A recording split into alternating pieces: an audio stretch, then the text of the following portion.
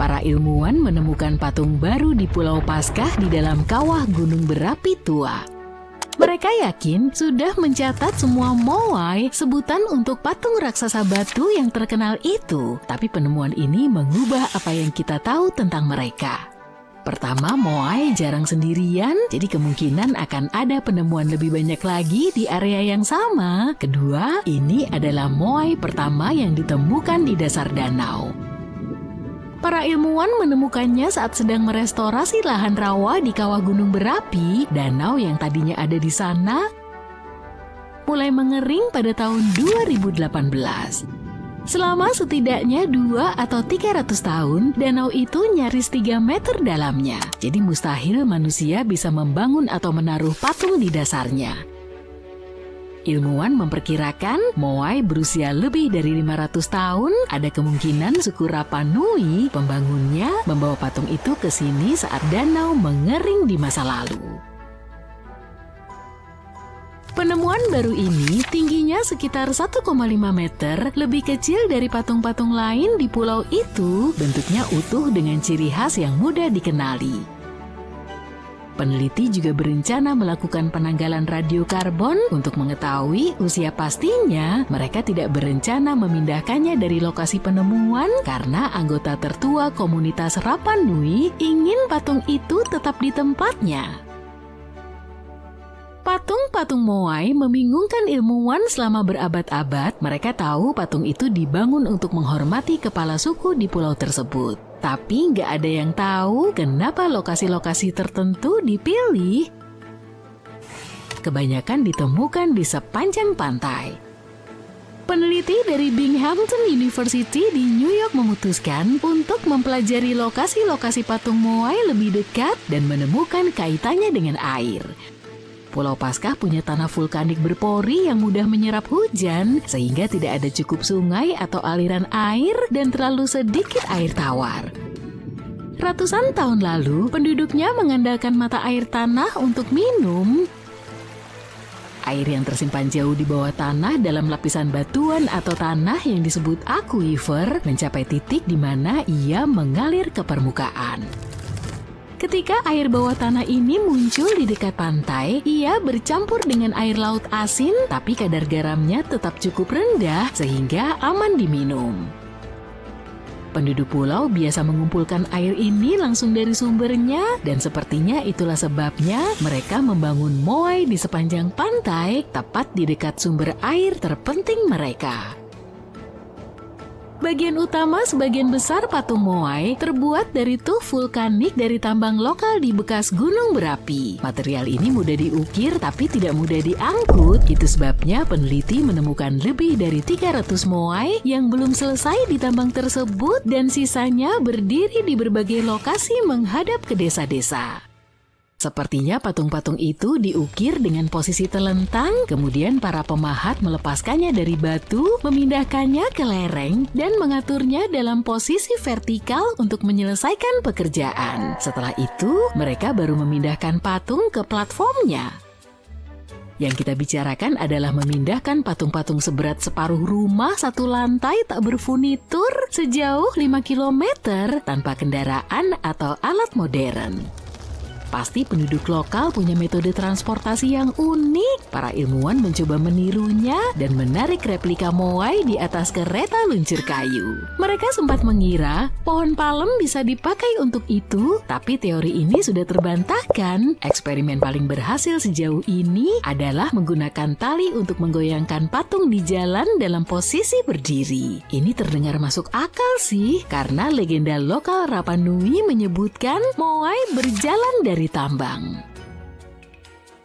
Tentu saja mereka butuh jalan yang bagus untuk sampai ke sana. Di awal abad ke-20, peneliti Catherine Routledge menemukan jaringan jalan berusia 800 tahun di pulau itu. Jalur selebar sekitar 4,5 meter ini membentang dari tambang dan ia menduga jalan-jalan itu bersifat seremonial, bukan hanya untuk patung. Dia bukanlah ilmuwan terkenal saat itu, jadi teorinya sebagian besar diabaikan. Beberapa dekade kemudian, petualang dan arkeolog terkenal Norwegia, Thor Heyerdahl menerbitkan teorinya. Dia menyebutkan jalan-jalan itu ada khusus untuk mengangkut moai dan beberapa patung terjatuh di sepanjang jalan karena suatu alasan. Tapi pada tahun 2010, peneliti menemukan patung-patung itu mencapai tujuan akhirnya karena semuanya ditempatkan di platform tersembunyi.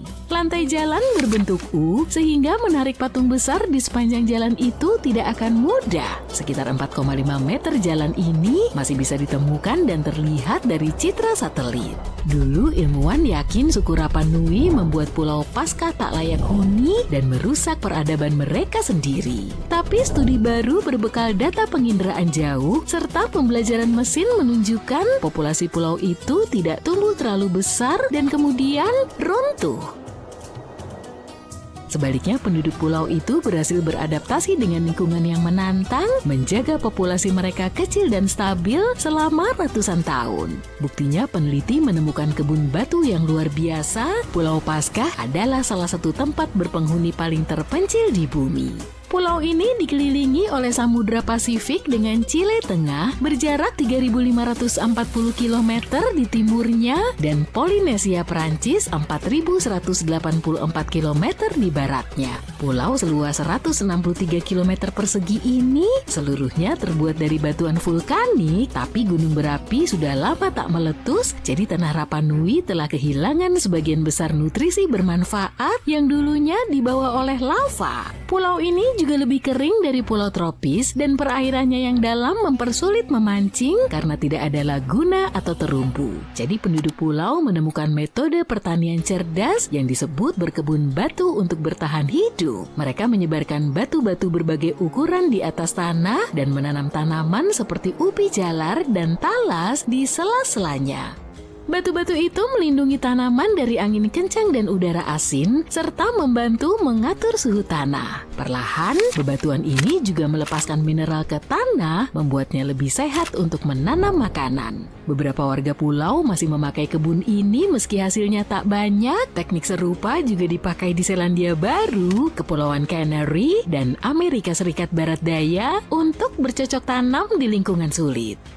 Saat para ilmuwan memecahkan misteri Pulau Paskah, pulau itu sendiri justru mengajarkan mereka hal baru tentang cara kerja mantel bumi. Selama bertahun-tahun, mereka mengira mantel bergerak seperti sabuk konveyor lambat membawa lempeng tektonik bersamanya. Tapi sebuah studi baru oleh ahli geologi dari Kuba, Kolombia, dan Belanda menentang gagasan ini. Mereka menggunakan metode khusus bernama penanggalan zirkon untuk mengetahui usia pulau. Zirkon adalah kristal kecil yang terbentuk saat magma mendingin dan di dalamnya terdapat jejak uranium yang seiring waktu berubah menjadi timbal. Para ilmuwan mengukur perubahan ini untuk menentukan usia zirkon. Mereka kaget menemukan beberapa zirkon jauh lebih tua dari dugaan, sekitar 165 juta tahun. Pulau ini sendiri baru berusia 2,5 juta tahun. Para ilmuwan menemukan zirkon purba itu berasal dari dalam mantel bumi di bawah lempeng tektonik terbawa magma dari aktivitas vulkanik sebelumnya.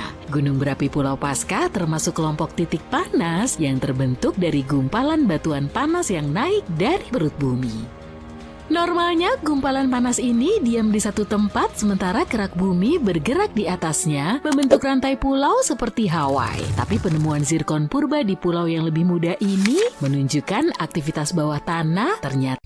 Selamat datang di Rapa Nui yang lebih dikenal sebagai Pulau Paskah. Pulau ini merupakan setitik kecil di Samudra Pasifik yang luas 3.540 km jauhnya dari pantai Chili. Pulau ini paling terkenal dengan patung-patung moai yang menakutkan. Tempat ini juga merupakan rumah bagi salah satu sistem tulisan paling misterius di dunia yang disebut Rongo-Rongo. Kita menemukannya pada 27 tablet kayu kecil. Selama bertahun-tahun, para sejarawan telah memperdebatkan sejarah sebenarnya dari tablet-tablet ini dan sekarang kami mungkin telah menemukan kebenarannya. Manusia pertama kali menginjakan kaki di pulau ini pada abad ke-12. Selama bertahun-tahun, pulau ini menjadi rumah bagi suku Rapa Nui. Mereka cukup terisolasi di Samudra Pasifik sampai orang Eropa tiba pada tahun 1720-an. Orang-orang Eropa membawa banyak masalah dan hanya menyisakan sebagian kecil penduduk asli yang masih hidup. Kemudian pada abad ke-19, seorang misionaris Eugene Eyre pergi ke pulau itu dan menemukan tablet kayu dengan simbol-simbol rumit yang diukir di atasnya. Dia menulis betapa mengagumkannya tablet-tablet tersebut, bahwa ada ratusan di pulau itu dan dapat ditemukan di setiap rumah tangga. Namun sayangnya, tidak semua dari mereka bertahan hingga hari ini. Kita hanya memiliki 27 di antaranya, beberapa di antaranya sangat lapuk, terbakar atau rusak, dan sekarang tersebar di seluruh dunia di museum dan koleksi pribadi. Beberapa artefak bahasa tersebut dibawa ke Tahiti dan kemudian ke Eropa oleh orang-orang Eropa tanpa meninggalkan satu pun di Pulau Paskah itu sendiri. 4 tablet suci menemukan rumah mereka di sebuah jemaat di Roma. Tablet-tablet itulah yang digunakan dalam penemuan baru-baru ini. Selama bertahun-tahun, para sejarawan telah memperdebatkan apakah sistem penulisan ini dibuat oleh penduduk pulau itu sendiri atau mereka meminjamnya dari orang Eropa. Untuk menemukan kebenarannya, mereka memutuskan untuk menggunakan teknik yang disebut penanggalan radiokarbon. Semua bahan organik seperti kayu, arang, dan sebagainya mengandung sejumlah kecil karbon radioaktif yang disebut karbon 14. Ketika kehidupan berakhir, segala sesuatu berhenti menyerap karbon 14 dan jumlah yang dimilikinya mulai meluruh seiring berjalannya waktu. Dengan mengukur berapa banyak karbon 14 yang tersisa dalam sampel, kita dapat mengasumsikan berapa usia sampel ini. Ini adalah cara kita mengetahui usia banyak fosil dan artefak. Jadi mereka melihat usia beberapa tablet ronggo-ronggo, 3 di antaranya dibuat dari pohon yang tumbuh pada abad ke-18 atau ke-19 yang sejalan dengan kedatangan orang Eropa. Namun salah satunya lebih tua dari kunjungan pertama orang Eropa ke pulau itu.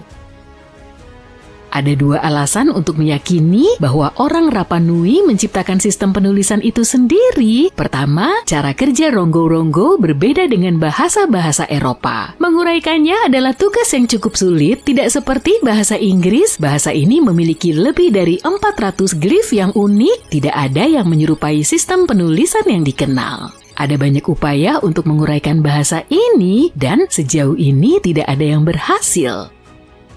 Yang kedua, salah satu tablet terbukti berasal dari sekitar abad ke-15 sebelum orang Eropa tiba. Masalahnya, penanggalan radiokarbon hanya bisa memberitahu kita kapan kayu yang digunakan untuk membuat tablet itu ditebang, bukan kapan tulisan itu ditorehkan. Karena kita hanya memiliki satu tablet, hal ini tidak cukup untuk memastikannya.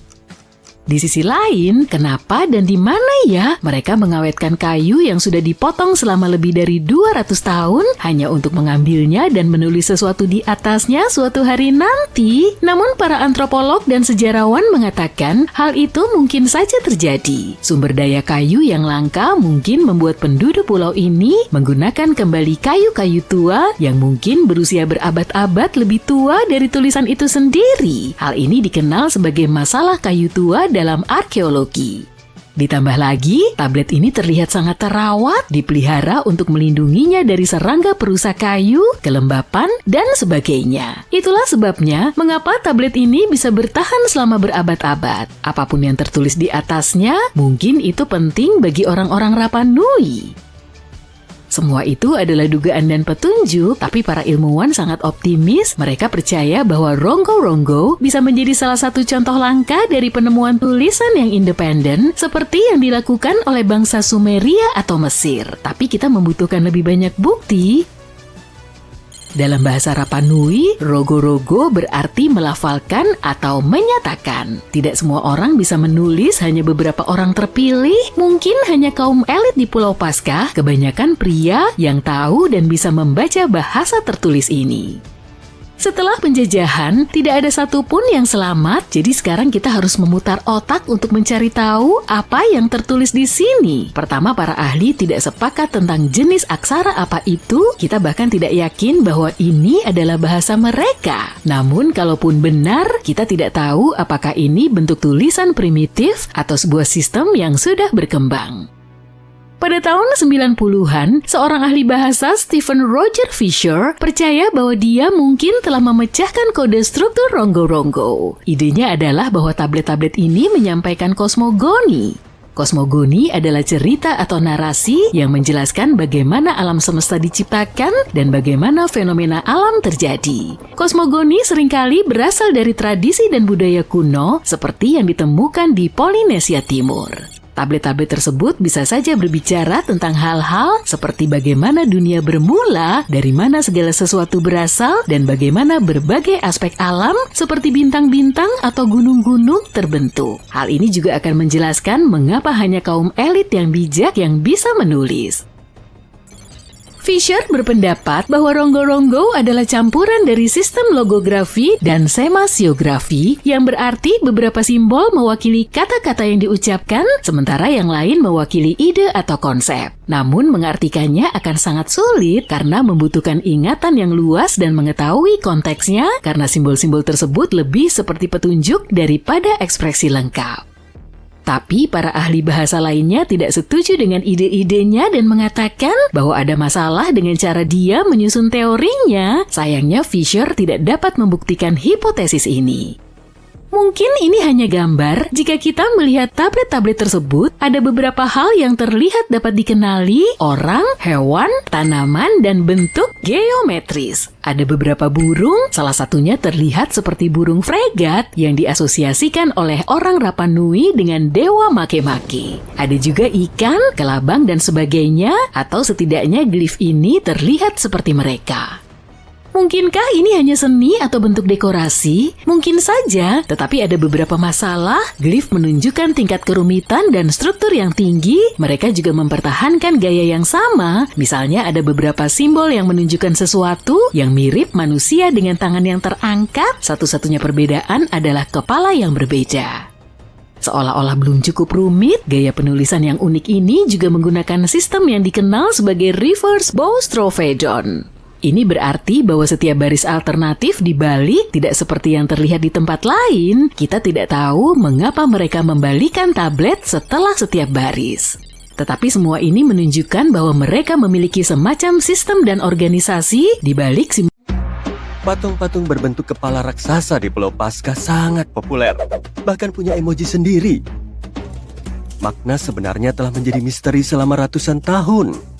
Tapi sepertinya kita setidaknya tahu bagaimana patung-patung itu dibangun dan diangkut ke lokasi akhirnya. Patung-patung Moai terdiri dari 3 bagian: tubuh besar berwarna kuning, topi merah atau jambul, dan mata sisipan berwarna putih dengan iris koral. Ada sekitar 1000 patung yang dibuat.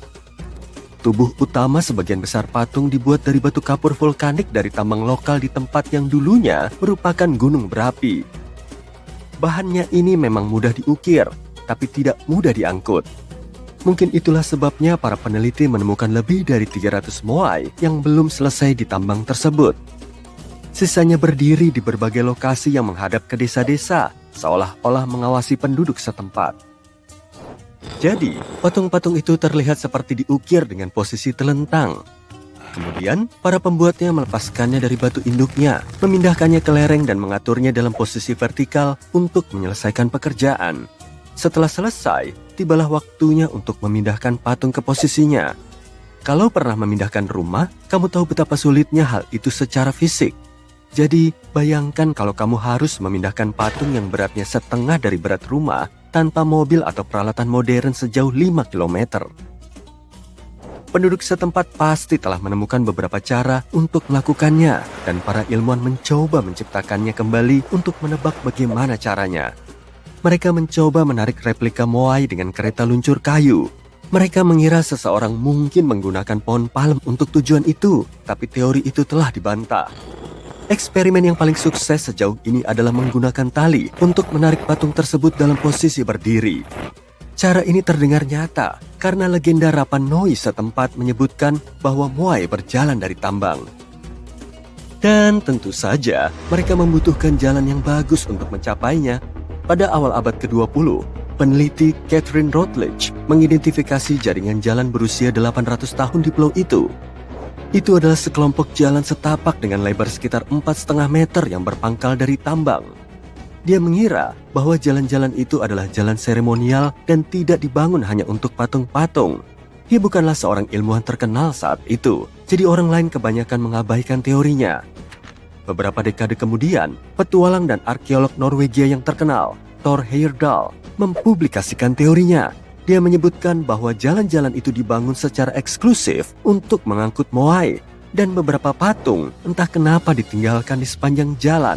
Namun pada tahun 2010, para peneliti menemukan bahwa patung-patung tersebut tidak ditinggalkan secara acak.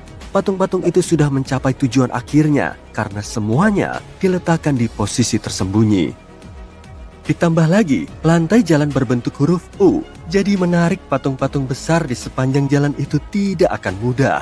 Kamu masih bisa menemukan sekitar 25 km jalan ini di pulau dan melihatnya dari citra satelit. Dan sepertinya Catherine Routledge benar. Jalan-jalan itu mungkin dibangun untuk para peziarah ke gunung berapi suci. Dan Moai yang berdiri di dekatnya adalah semacam penunjuk jalan. Di belahan dunia lain, di selatan Inggris, terdapat misteri lain yang terbuat dari batu. Sebuah ilusi suara yang sangat besar, simbol persatuan, tempat pemakaman atau semacamnya. Para ilmuwan masih memperdebatkan tujuan dibangunnya Stonehenge. Dibutuhkan waktu sekitar 1.500 tahun bagi para pembangun Neolitikum untuk membangun keindahan ini yang terbuat dari sekitar 100 batu yang berdiri tegak membentuk lingkaran. Jutaan turis datang untuk melihatnya setiap tahun dan para pelindung warisan budaya khawatir dengan jalan modern yang mengular di dekat landmark ini. Jalan modern itu sekarang melesak ke dalam tanah di bawah permukaan rumput. Dan meskipun para arkeolog berasumsi bahwa mereka dapat menemukan jalan yang lebih tua di bawahnya, mereka tidak memiliki harapan yang tinggi. Namun, ketika melepaskan lapisan aspal, mereka melihat dua parit paralel yang hampir tegak lurus dengan jalan. Parit-parit tersebut menghubungkan bagian-bagian jalan yang lebih pendek. Itulah yang disebut oleh para arkeolog sebagai jalur kuno menuju Stonehenge. Hal ini membuktikan bahwa orang-orang kuno biasa mengunjungi monumen ini untuk apapun tujuan mereka dan mungkin juga untuk beberapa upacara. Temuan menarik lainnya selama musim panas yang kering adalah 3 tanda kering di dalam lingkaran batu itu. Sepertinya itu bekas jejak 3 batu besar. Jadi, Stonehenge mungkin pernah berupa lingkaran penuh. Pada tahun 2021, para arkeolog menemukan jalan Romawi yang terendam di Laguna Venesia. Fakta bahwa jalan tersebut membentang di dasar sana sepanjang hampir 1.200 meter merupakan bukti bahwa bangsa Romawi telah ada di sini sebelum permukaan air laut naik dan membanjiri daerah tersebut.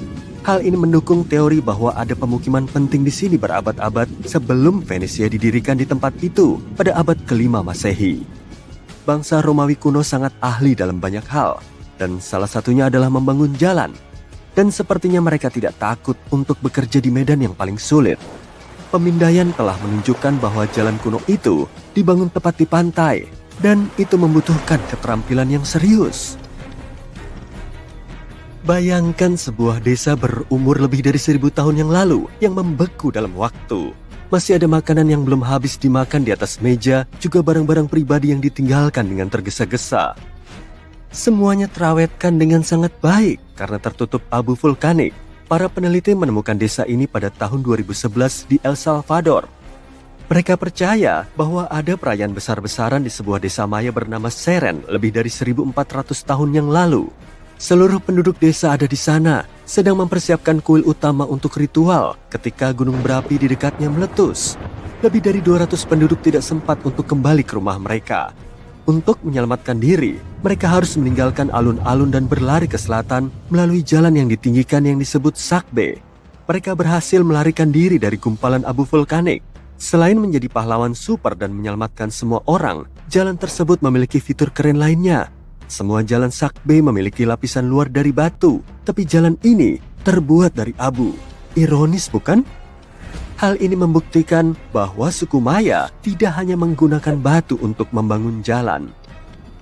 Para arkeolog menemukan beberapa koin di Yerusalem ketika mereka menggali sebuah jalan tua. Ketika melihat tanggal pembuatannya, mereka menyadari bahwa jalan tersebut dibangun ketika Pontius Pilatus menjadi gubernur Romawi di Yudea. Karena dia adalah penguasa setempat, hampir jelas bahwa dia yang memberi perintah untuk membangun jalan tersebut. Para peziarah kemungkinan besar menggunakan jalan ini menuju Bukit Bait Suci untuk beribadah. Jalan yang dibangun dengan lebih dari 10.000 ton batu kapur ini memiliki lebar hampir sepanjang bus London, sekitar 8 meter. Jalan ini telah ada di sana selama 2000 tahun. Jalan semewah ini bukan hal yang biasa dan tidak jelas kenapa seorang gubernur Romawi menghabiskan begitu banyak uang untuk membangun jalan tersebut. Mungkin itu adalah upayanya untuk membuat penduduk kota menyukainya. Ditambah lagi, ini adalah cara yang bagus untuk menunjukkan bahwa dia memiliki uang dan pengaruh.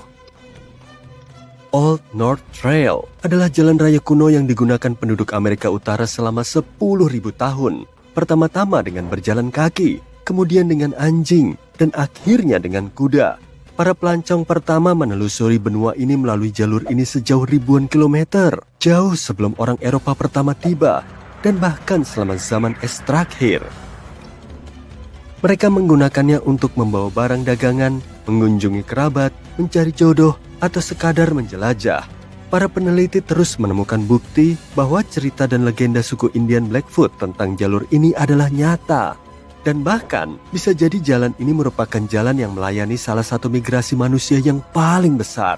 Orang-orang yang menyeberang dari Asia melalui jembatan Bering Land sekitar 15.000 tahun lalu dan menetap di Amerika Utara mungkin menggunakan koridor bebas es di sepanjang pegunungan Rocky yang kemudian menjadi bagian dari jalan Old North Trail. Jalan Raya Nakasendo dibangun pada abad ke-17 selama periode Edo dalam sejarah Jepang untuk menghubungkan Kyoto dan Tokyo. Jalan sepanjang 500 km ini membentang melintasi pegunungan dan menuruni dataran. Jalan ini merupakan salah satu dari 5 jalan utama yang digunakan oleh para bangsawan feodal dan keluarganya untuk melakukan perjalanan ke ibu kota.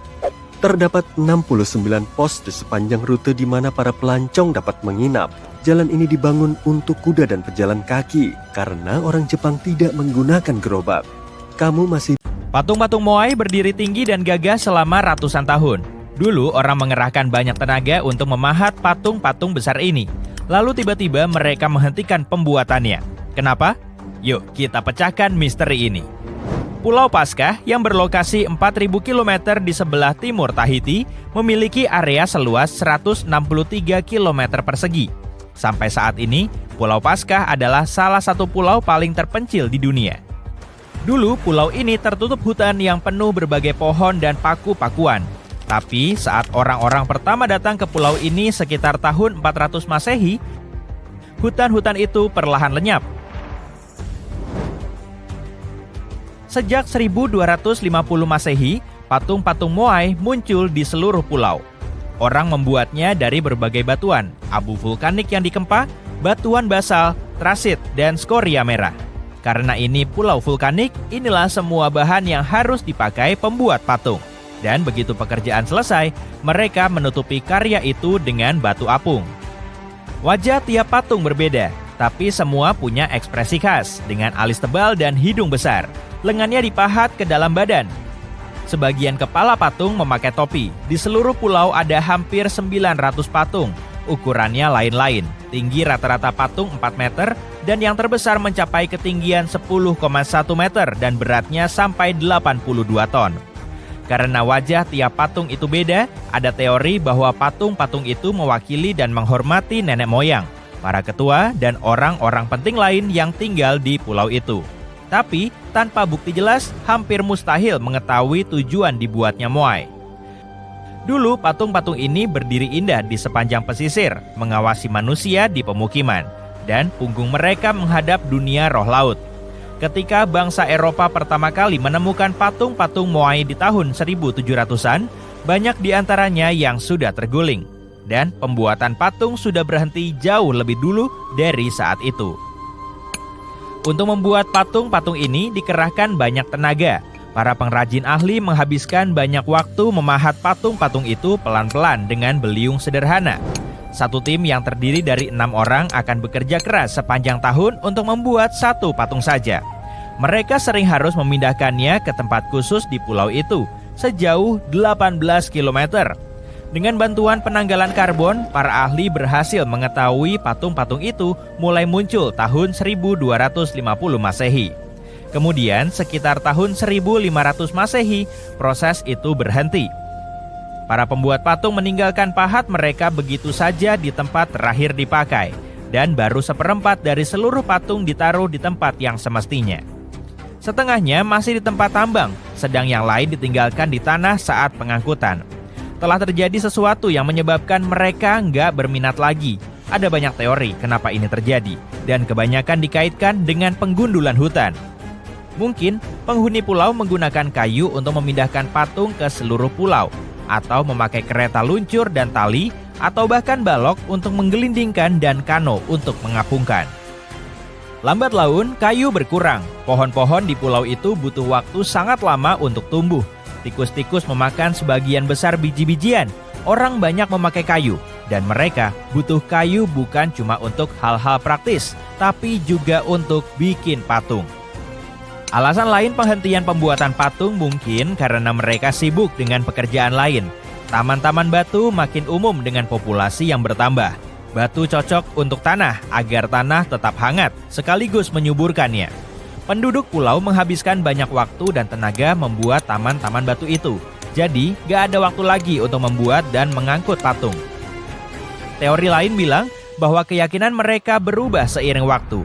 Diduga, penghuni pulau dulu memandang patung sebagai penghubung dengan nenek moyang mereka. Tapi setelah beberapa saat, ritual menggambarkan unjuk kekuatan dan daya tahan menjadi lebih tersebar luas. Dan dengan ritual ini, penduduk pulau mulai mengukir bentuk-bentuk yang ada kaitannya dengan burung laut. Burung laut menjadi hewan utama di pulau itu. Mereka mulai percaya nenek moyang mengawasi mereka melalui burung-burung, bukan patung. Jadi nggak ada alasan lagi untuk membangun moai.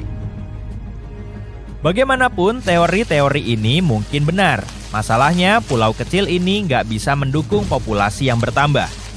Yang dulunya tanah subur tertutup hutan dengan cepat berubah jadi lanskap gersang. Selama beberapa abad pertama mereka mengandalkan sumber daya hutan. Sekitar 1550 setelah hutan menghilang, pertanian jadi lebih penting. Suku-suku yang dulu bekerja sama membangun monolitik fantastis menjadi bersaing satu sama lain. Saat memperjuangkan tanah dan sumber daya ini, mereka menggulingkan patung-patung moai untuk mengurangi pengaruhnya. Abad-abad sesudahnya, semua patung sudah digulingkan, tapi nggak semuanya dengan sengaja. Banyak di antaranya yang roboh secara alami setelah diabaikan sekian lama. Sebagian bahkan berakhir di laut yang mengitari pulau itu.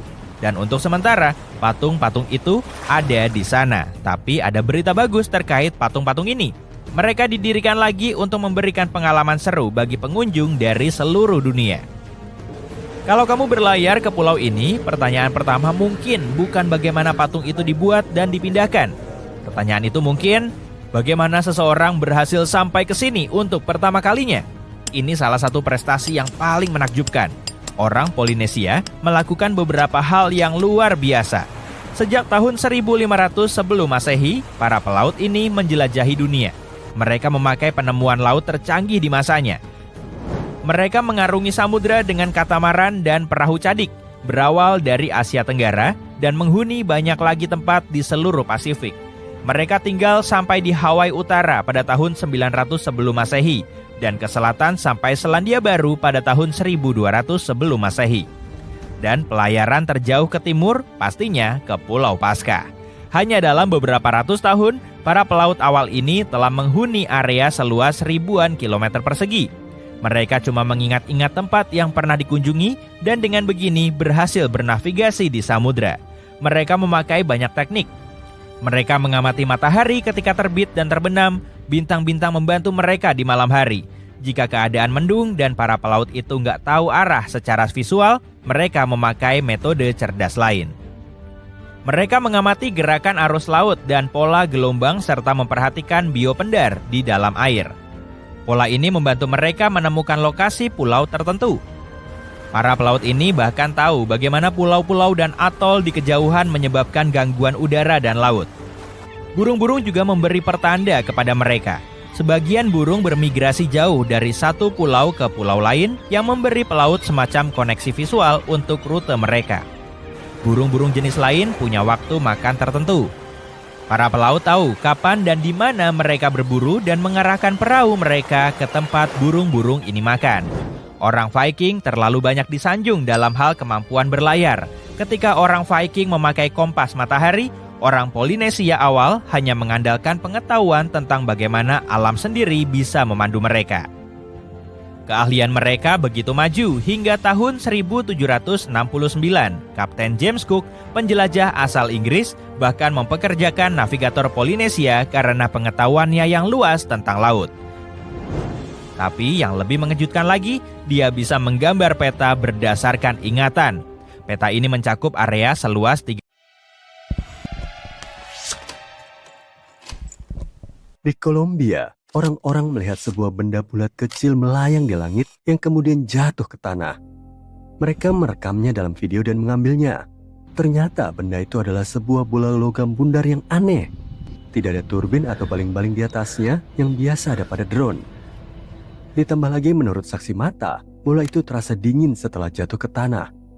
Beratnya hanya 2 kg, 2 kali lebih ringan dari bola bowling. Yang paling menarik adalah tulisan di atasnya. Simbol tak dikenal mirip rune dari tulisan peradaban kuno seperti Mesopotamia. Dengan bantuan AI, seorang peneliti berhasil memecahkan prasasti misterius itu. Dan ini isi tulisannya. Asal kelahiran melalui persatuan dan energi dalam siklus transformasi, titik pertemuan kesatuan, ekspansi, dan kesadaran. Kesadaran individu. Apa ini? Kedengarannya terlalu filosofis dan fanatik, tapi apa pendapatmu? Oke, prasasti kurang lebih cukup jelas, tapi bagaimana dengan komposisi bola itu? Asalnya dari mana? Desainnya berbeda dari metode produksi standar karena tak ada sambungan dan ruas las. Dengan sinar X, ilmuwan melihat bagian dalamnya. Ternyata bola itu terdiri dari 3 lapisan dan berisi 9-18 mikrosfer di dalamnya. Tergantung pada sumber yang berbeda. Tak heran banyak yang mengklaim bahwa ini teknologi tak dikenal dari planet lain. Bagaimana bola itu melayang dan mengapa menjadi dingin masih belum diketahui. Sejujurnya jika benar benda misterius dari luar angkasa, dunia pasti sudah ramai membicarakannya. Bola ini tampak seperti objek seni atau sejenisnya. Semua trik melayang dan pesan tersandi sepertinya bagian dari pertunjukan. Kebanyakan pengguna internet juga berpendapat demikian. Menurut kamu, apa tujuan proyek ini? Mungkin seniman ingin menunjukkan betapa mudah membuat orang percaya hal luar biasa. Atau jika kamu baca kata-kata yang diterjemahkan dengan saksama, tampak seperti pesan filosofis yang mendorong kita berhenti merusak planet ini dan menyatakan bahwa kemajuan dan alam harus bersatu. Bagaimana bola itu terbang? Mungkin seniman atau orang lain menggambar bola terbang di komputer dan menyisipkannya ke video rekaman, lalu melemparkannya ke tanah. Jujur saja, bola dari Kolombia tak terlalu mengejutkan. Berbeda dengan bola-bola kecil yang ditemukan di batuan berusia 3 miliar tahun. Itu terjadi di Afrika Selatan pada tahun 80-an. Bola misterius mirip bola kriket kecil ini disebut Klerksdorp. Bola Klerksdorp ini punya permukaan halus dan garis-garis kecil melintang di tengah. Tampak seperti buatan manusia gua kuno. Tapi masalahnya, 3 miliar tahun lalu tak ada manusia. Bahkan dinosaurus belum ada. Jadi siapa atau apa yang membuatnya? Banyak pseudosaintis mengklaim bola itu diciptakan peradaban luar angkasa. Pegawai museum tempat penyimpanannya bahkan bilang bola berputar sendiri. Bagaimana mungkin? Sebuah analisis menyeluruh mengungkap kebenarannya. Jawabannya sederhana. Pencipta bola adalah alam. Benda ini disebut konkresi dan ditemukan di berbagai tempat di seluruh dunia. Bola-bola kecil ini terbuat dari berbagai mineral dan batuan. Tapi bagaimana alam semesta menciptakannya? Ada butiran kecil pasir di dalam batu. Selama jutaan dan miliaran tahun, air dengan mineral menyelimuti butiran ini berlapis-lapis. sehingga terbentuklah bola kecil. Garis-garis pada bola ini adalah jejak dari batu di mana bola ini tumbuh. Tapi bagaimana bola itu bergulir di museum? Sangat sederhana. Benda bulat bisa bergeser dengan dorongan terkecil. Tak jauh dari lokasi museum, orang menambang emas. Itu mungkin memicu gempa kecil. Getaran tanah membuat bola bergerak. Jadi tak ada yang aneh di sini. Tapi jika bola-bola kecil ini bergerak dan mengeluarkan suara aneh yang keras, itu akan sangat menyeramkan. Untungnya tak ada hal seperti itu di museum. Tapi hal serupa terjadi di Jacksonville.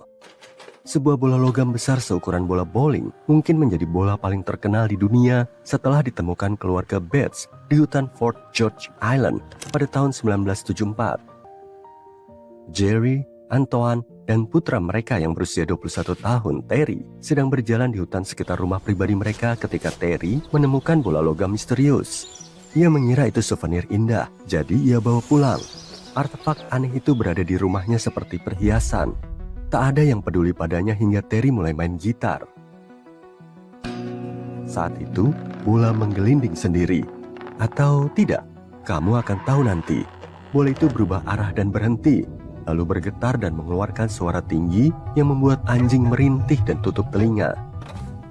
Seluruh anggota keluarga segera sadar itu sesuatu yang ganjil. Salah satu orang pertama yang diberitahu keluarga Bates adalah pembawa acara radio penggemar cerita misteri. Perlu dicatat, pada tahun 70-an, topik peradaban luar angkasa sangat populer.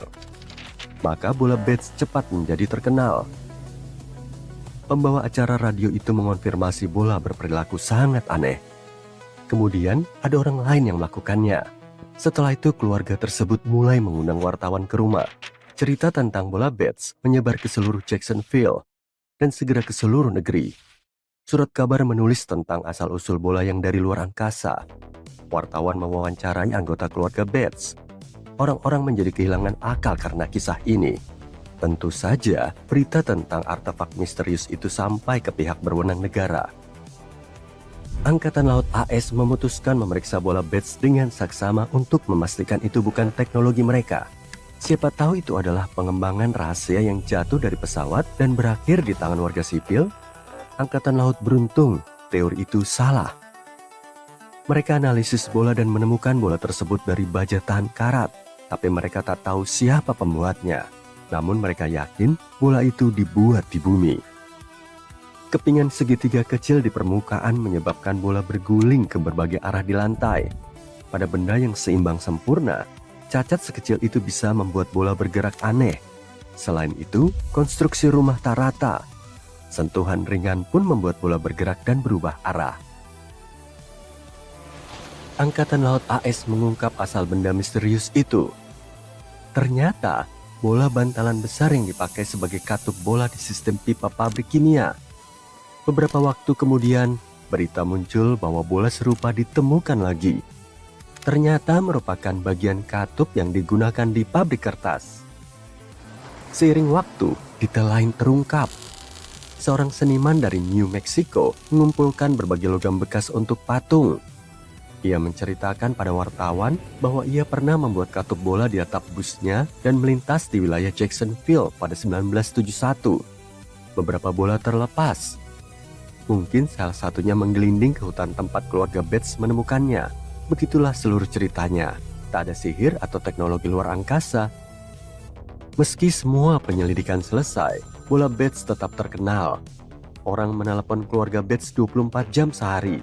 Wartawan datang ke rumah pribadi mereka untuk lihat bola itu.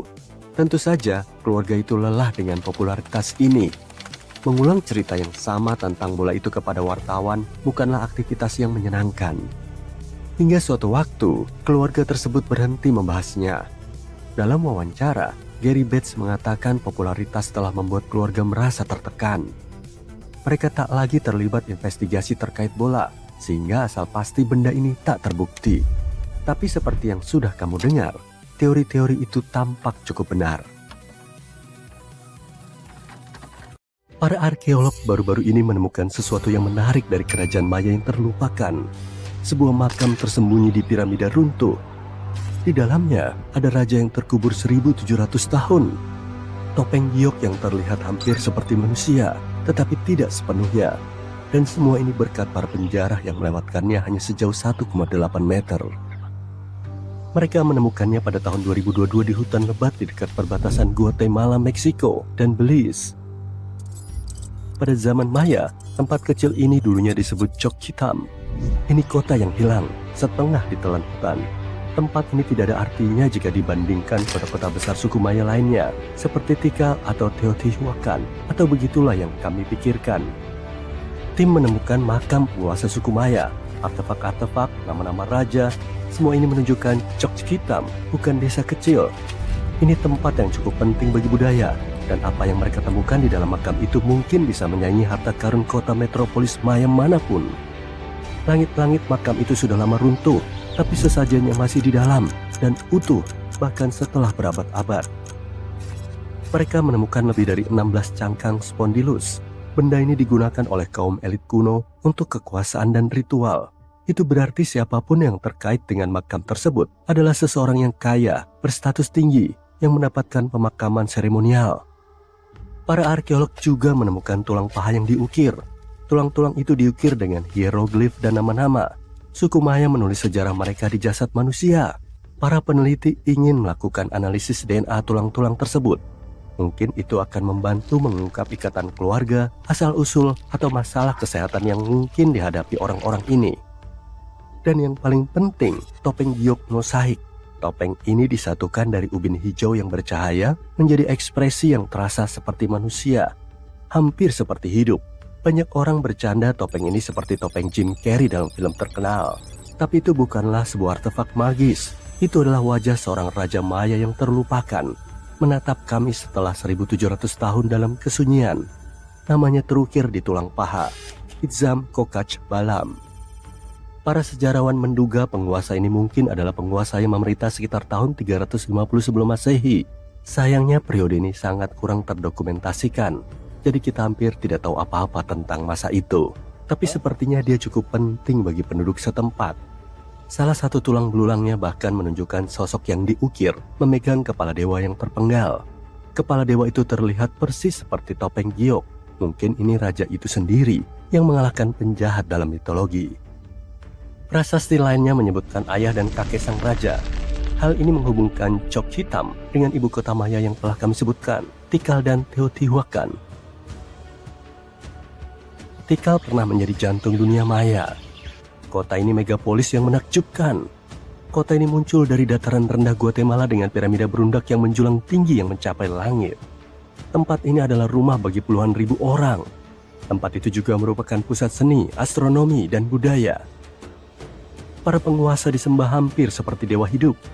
Perbuatan mereka diukir pada stelae yang masih berdiri di tengah-tengah monyet-monyet yang melolong. Teotihuacan terletak lebih jauh lagi ke utara. Ini misteri yang berbeda. Kota ini sebenarnya bukan di Maya, melainkan di Meksiko Tengah. Tapi ini kota metropolitan yang sesungguhnya.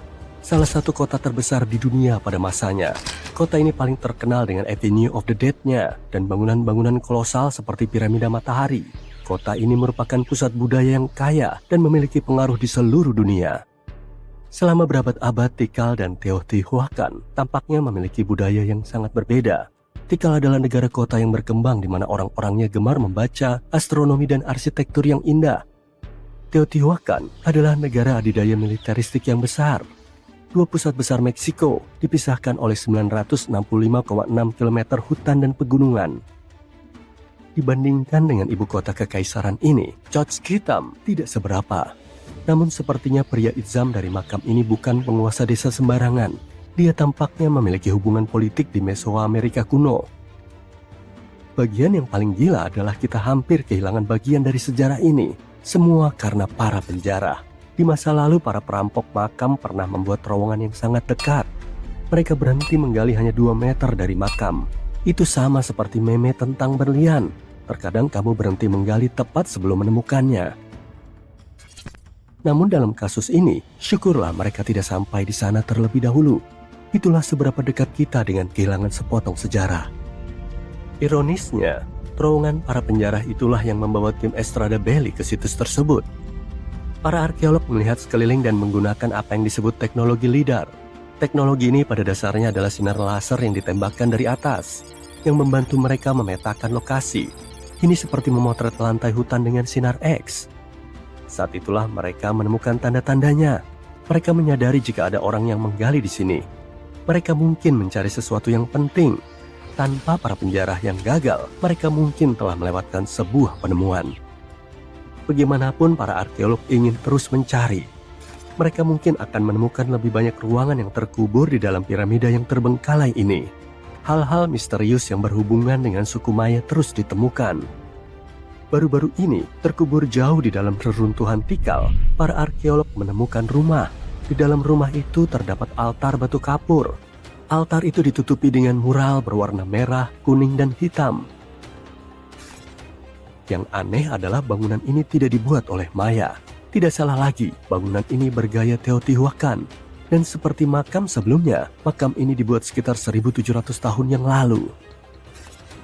Altar tersebut ditemukan di kediaman era Maya yang dikenal sebagai kelompok 6 TX5. Altar tersebut berukuran 1,1 meter kali 1,8 meter tepat di tengah-tengah rumah. Hal itu sangat khas untuk tradisi Teotihuacan. Rumah itu memiliki mural Dewa Badai, yaitu dewa utama dalam jajaran dewa Teotihuacan. Tapi altar ini tidak menggambarkan raja dan penguasa. Itu sangat aneh. Seperti yang kami katakan, suku Maya menyembah dan menghormati dinasti dan kekuasaan politik. Menempatkannya hampir di semua tempat, seperti barang dagangan.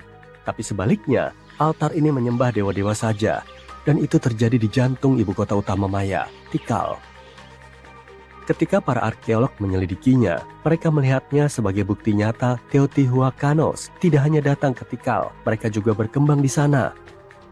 Rumah ini bukan pos perdagangan, orang-orang benar-benar tinggal di dalamnya. Suku Teotihuacanos membangun rumah, mempraktikkan ritual mereka, dan meninggalkan dewa-dewi mereka di kota ini. Dan Maya tampaknya tidak mempermasalahkan hal itu. Para peneliti berpikir ini rumah bagi beberapa orang elit Teotihuacan. Atau mungkin ini milik suku Maya yang mempraktikkan budaya Teotihuacan dan sangat menghormatinya. Namun hal ini mungkin merupakan sesuatu yang lebih gelap dari sekadar multikulturalisme yang bersahabat. Kedua kota ini tidak memiliki hubungan baik. Ada beberapa ketegangan, bahkan mungkin pengawasan. Rumah dan altar itu mungkin dibangun sekitar 300-400 sebelum Masehi. Itu periode ketika Tikal sedang naik daun. Hal ini mungkin menarik perhatian kekaisaran besar di utara. Seolah-olah suku Maya membangunkan binatang buas. Pada tahun 400 hingga 450 sebelum Masehi, perhatian itu mungkin menjadi sesuatu yang menyeramkan. Altar tersebut bisa jadi merupakan simbol dominasi. Apakah suku Maya dari Tikal benar-benar menyambut tamu mereka? Atau apakah mereka datang ke sini dan secara terang-terangan mulai membangun altar asing di tempat yang sakral? Apakah Teotihuacan menggunakan ini sebagai semacam invasi lembut? Dalam hal ini masuk akal jika suku Maya menghancurkan tempat itu atau merusaknya. Suku Maya mengubur bangunan mereka dan membangun kembali di atasnya. Entah kenapa altar ini tak tersentuh. Suku Maya menemukannya dan menguburnya dengan bangunan di sekitarnya sebagaimana adanya. Tidak ada perusakan dan penghancuran, bahkan tidak ada pembangunan kembali. Sepertinya mereka punya hubungan rumit dengan Teotihuacan. Itulah masa ketika budaya berbenturan. Di Inggris, terdapat sekitar 115.000 kotak surat dengan beberapa di antaranya ditempatkan di lokasi yang dipertanyakan. Lihat ke sini, kita berada di hamparan sepi Caithness Moorhead, dan di sini, tepat di tengah-tengah antah berantah antara tambang dan lahan gambut, berdiri sebuah kotak surat yang sendirian. Guru lokal Chris Aitken lah yang menemukan keanehan ini di dekat Worth Hill, tak jauh dari John O'Groats. Sekarang John O'Groats adalah sebuah desa kecil yang terletak 2,5 mil timur laut Canis Bay di wilayah bersejarah Caithness, Skotlandia. Desa itu sendiri cukup populer di kalangan wisatawan, tetapi hanya dihuni sekitar 300 orang secara tetap dan mereka sudah memiliki kotak surat sendiri di sana. Jadi mengapa seseorang membutuhkan kotak surat di sebuah bukit acak? Ketika Chris membagikan foto itu secara daring, seseorang pun mengemukakan sebuah teori. Beberapa waktu lalu, seorang pengusaha menjual sebidang tanah kecil di dekat Campster, mengklaim bahwa para pembelinya menjadi laird dengan petak tanah kecil mereka. Apakah kotak surat ini ada hubungannya dengan hal itu? Sekarang kotak itu, yang dengan bangga diberi label Laird of John O'Groats, menampilkan nama Thorsten Sommer dan sebuah alamat di Jerman. Ada nomor PIN di bagian depan, tetapi ketika Chris membukanya, yang ia temukan hanyalah tautan ke sebuah situs web. Situs tersebut menampilkan foto Sommer melambaikan bendera Skotlandia dan berbicara tentang kecintaannya pada Skotlandia, bahkan menyebut dirinya sendiri The Old Scotsman. Chris mencoba menghubungi melalui situs web itu untuk mendapatkan informasi lebih lanjut, tetapi belum mendapat balasan. Ini mungkin ada kaitannya dengan laporan pembelian sebidang tanah kecil oleh Sommer, tetapi membeli gelar Laird Skotlandia sering dianggap sebagai penipuan karena tidak memberikan gelar resmi sama sekali. Daerah di sekitar Weird Hill juga baru-baru ini menjadi lokasi tindakan polisi setelah ditemukan sesosok mayat di dekat sana. Wah, mungkinkah itu juga ada hubungannya dengan kotak surat misterius ini? Baiklah, cukup cerita detektifnya. Sekarang, mari kita bahas soal fashion kelas atas. Bagaimana? Jadi kamu mungkin pernah melihat gambar unik yang beredar di internet yang mengklaim ada toko Prada pop-up di gurun Texas. Nah, itu ada benarnya dan juga tidak sepenuhnya benar. Ya, memang ada tokonya semacam itu. Toko itu memamerkan berbagai koleksi barang Prada senilai sekitar $80.000. Dan tebak apa? Miuccia Prada sendiri yang memilih langsung barang-barangnya. Tapi tetap saja, kamu tidak bisa membeli satu pun barang di sana. Tidak ada kasir, tidak ada pramuniaga, tempat itu seolah-olah selalu tutup. Twistnya, sebenarnya itu adalah instalasi seni yang seluruhnya terbuat dari bahan-bahan yang dapat terurai secara hayati. Instalasi ini dirancang untuk perlahan-lahan menyatu kembali dengan alam, sekaligus menyindir budaya konsumtif kita saat ini. Tapi kenapa memajang barang yang tidak bisa dibeli? Nah, itu adalah metafora untuk pesona kemewahan yang sulit digapai. Meskipun instalasi itu dimaksudkan untuk membusuk dengan tenang, hype di sekitarnya justru menarik banyak pengunjung dan bahkan menimbulkan sedikit kekacauan. Setelah mencoba menghalau beberapa calon pencuri, sang seniman akhirnya harus mengakui kekalahan. Sekarang tempat itu menjadi hotspot untuk berfoto, menarik perhatian mulai dari turis hingga selebriti. Benar, kamu bisa menemukan orang dari brand di gurun, tapi bisakah kamu misalnya menemukan mobil di suatu tempat di gua-gua Wales? Jawabannya adalah ya, dan izinkan saya bercerita. Bukan hanya satu mobil, tapi ada banyak di sana. Cavern of Lost Souls adalah gua mobil terbengkalai yang terkenal dan tersembunyi di Wales. Dahulu kala, tempat ini adalah tambang batu tulis di Ceredigion, di mana para pekerja mengangkut bertonton batu tulis menggunakan tram rel sempit yang ditarik kuda. Namun seiring memudarnya industri pertambangan beberapa dekade lalu, tambang itu pun menjadi sunyi. Jika Anda berani masuk ke dalam, yang secara pribadi tidak saya sarankan, Anda akan menemukan dua ruang besar, namun salah satunya sangat menarik perhatian. Ruang utama memiliki kedalaman sekitar 65 kaki dan sebagian besar terendam air, hanya menyisakan celah kecil di atasnya. Sejak tambang itu ditutup, penduduk setempat dan dewan kota memanfaatkan celah tersebut dengan membuang segala macam barang yang tidak diinginkan ke dalamnya. Anda akan menemukan segala sesuatu mulai dari kulkas, TV, hingga mobil utuh yang menumpuk di salah satu sudutnya. Yang membuat Cavern of Lost Souls istimewa adalah satu berkas cahaya yang menembus masuk, memancarkan sinarnya ke tumpukan mobil rusak dan logam yang berkelok-kelok. Airnya, ketika terkena cahaya itu, bersinar hijau toska yang menakjubkan, menciptakan pantulan indah dari mobil-mobil dan dinding gua di permukaan air yang tenang. Sesekali, serpihan batu tulis jatuh, memecah keheningan dan mengirimkan riak di permukaan air. Ada lagi penemuan aneh lainnya di Wales. Sebuah monolit perak mengilap setinggi 10 kaki baru-baru ini muncul di Haybluff, di Powys, Wales, dan memicu banyak rasa penasaran. Seorang pembangun lokal, Craig Muir, menemukannya saat sedang mendaki, dan ia menggambarkannya seperti baru saja jatuh dari luar angkasa. Benda itu terbuat dari baja bedah, tidak memiliki tanda apapun, dan sangat rapi dibuat tanpa sambungan las yang terlihat. Penemuan Muir ini mengingatkan pada monolit-monolit misterius yang muncul di berbagai belahan dunia pada tahun 2020, yang sempat ramai dibicarakan di internet. Warga lokal Richard Haynes menduga itu mungkin instalasi ilmiah, tetapi dengan aturan Taman Nasional yang melarang bangunan tanpa izin, kemungkinan monolit itu tidak akan bertahan lama, karena tidak ada jejak di sekitarnya. Muir berspekulasi benda itu mungkin dibawa sekelompok orang atau bahkan dijatuhkan dari helikopter. Ini bukanlah penampakan monolit aneh yang pertama. Monolit serupa telah terlihat di Utah, Isle of Wight, dan bahkan di Glastonbury Tor, di mana salah satunya secara jenaka diberi tanda bukan Banksy. Namun bisa saja itu memang dia. Inggris adalah negara terdepan dalam jumlah karya seni Banksy.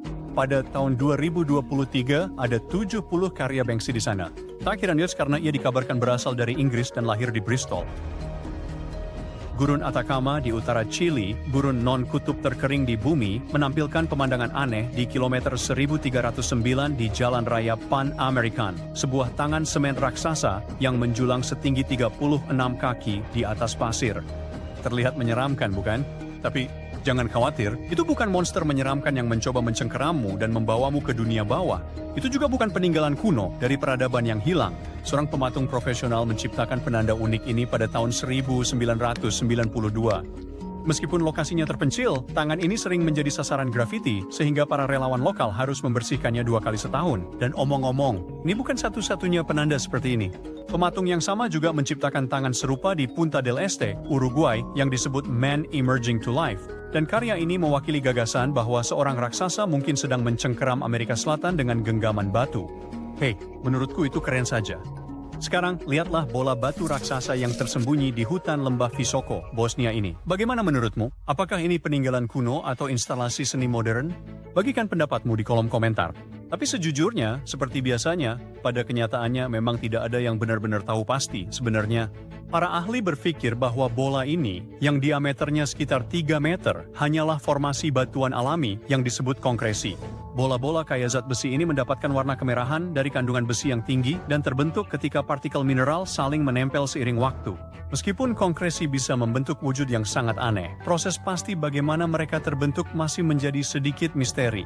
Lalu ada seorang arkeolog yang sering dijuluki Indiana Jones dari Bosnia, yang mengklaim bahwa ini sebenarnya adalah artefak buatan manusia dari lebih dari 1000 tahun yang lalu. Namun, konkresi berbentuk bola tidak hanya ada di Bosnia saja. Kamu bisa menemukannya di seluruh dunia, seperti batu-batu besar di Selandia Baru ini, batu bulat raksasa yang berusia lebih dari 60 juta tahun. Ada juga konkresi berbentuk bola meriam di North Dakota, dan jangan lupakan bola-bola batu buatan manusia yang dibuat oleh suku Diquis di Costa Rica, yang bentuknya sangat sempurna dan tersusun rapi, benar-benar bukti kreativitas manusia. Jadi meskipun bola Bosnia itu sangat menarik, kemungkinan besar itu hanyalah konkresi kuno dan bukan peninggalan dari peradaban yang hilang. Ya, sayang sekali.